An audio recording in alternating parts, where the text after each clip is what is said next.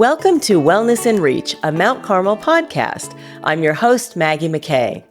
If you're a woman and you live long enough, chances are you'll experience menopause. So today we'll find out more about it with Dr. Corey Bennett, OBGYN at Mount Carmel Medical Group. Thank you so much for joining us today, Dr. Bennett. Thank you, Maggie, for having me. Absolutely. So menopause seems to be getting more of a spotlight lately, but there's always more to learn. Let's begin with what is menopause and when does it typically begin? Yeah, great questions. So, menopause is, like you said in your intro, if we're lucky enough in our life to get there. And so that's the first blessing. But it's when we kind of run out of not ovaries, we run out of follicles within our ovaries. So, when we're born, we have as many follicles as we'll have. And then as we, go through life, we use those follicles. And then, around midlife is when we have that depletion of follicles and results in a depletion of estrogen. So that is characterized by menopause. And you asked, when does it happen? Yeah, good question again. So menopause, statistically or average age of menopause is 51. But women definitely have symptoms prior to that. So they have perimenopause as they transition into that menopause, and then ultimately postmenopausal state. So what is the difference between perimenopause, menopause, and postmenopause? Because I long ago saw an episode of Oprah that tells you how long ago. And they said the whole process takes something like 14 years. And I was horrified. So what is the story on those three? Yeah. Well, I would definitely say 14 years seems like on the longer side of anything that I've encountered. But so perimenopause is when your body starts to notice that you're having decreased ovarian reserve. So everyone, it looks a little bit different. The textbook answer is that your menstrual cycles tend to change. So maybe they get a little bit closer together. Maybe they get a little bit farther apart.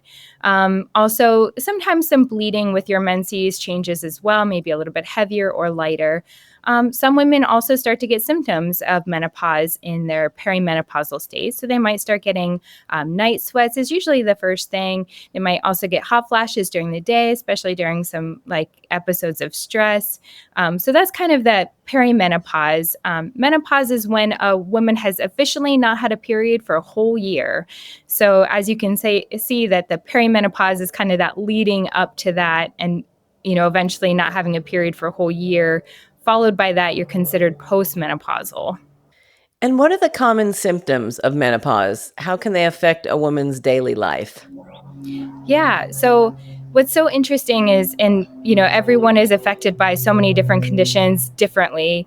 I think the most common symptoms of menopause are definitely night sweats, hot flashes. Some of the more uncommon ones that you wouldn't anticipate are like palpitations, worsening of anxiety, insomnia, also stiff joints and muscles.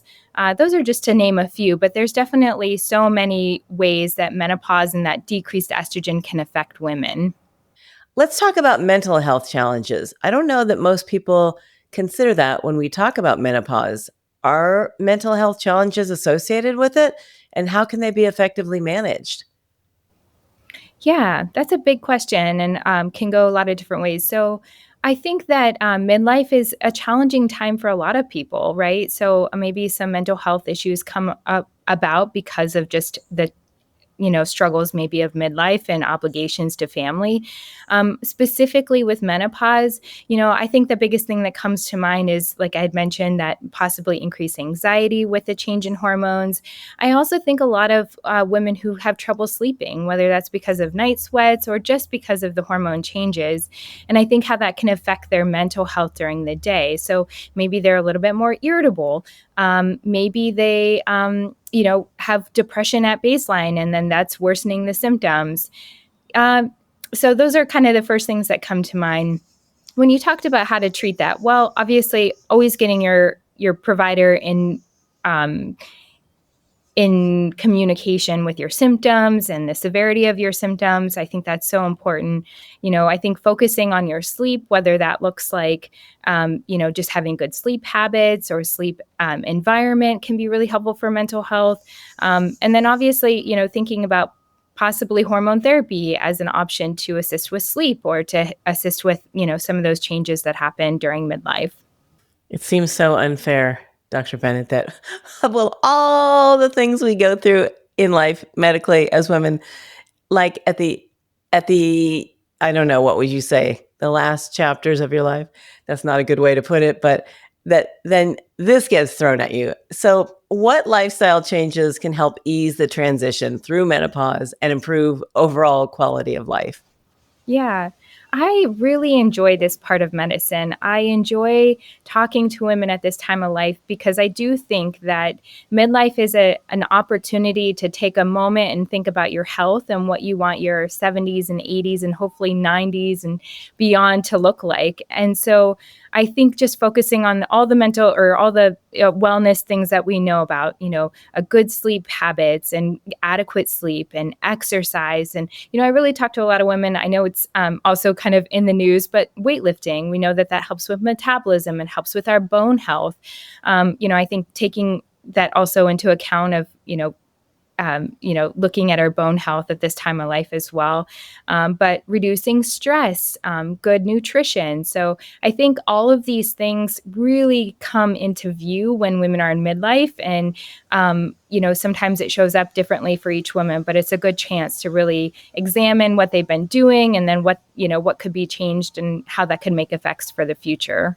So it is manageable, and we can live with it and do things to make it less taxing, I guess you'd say. Yeah. Yeah. That's reassuring. How can women differentiate between menopause symptoms and indicators of other medical conditions that might require attention?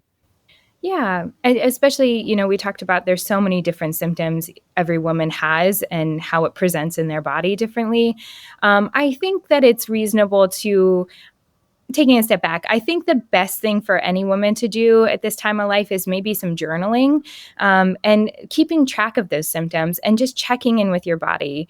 So many times, I think medical conditions could be maybe caught a little bit early or addressed earlier if people, are paying attention to their health and going to their physicians regularly. So I think in that instance, maybe everyone's not expected to know the answer to that, but incorporating your physician in your care and having a kind of pointed conversation about these are the symptoms I'm having.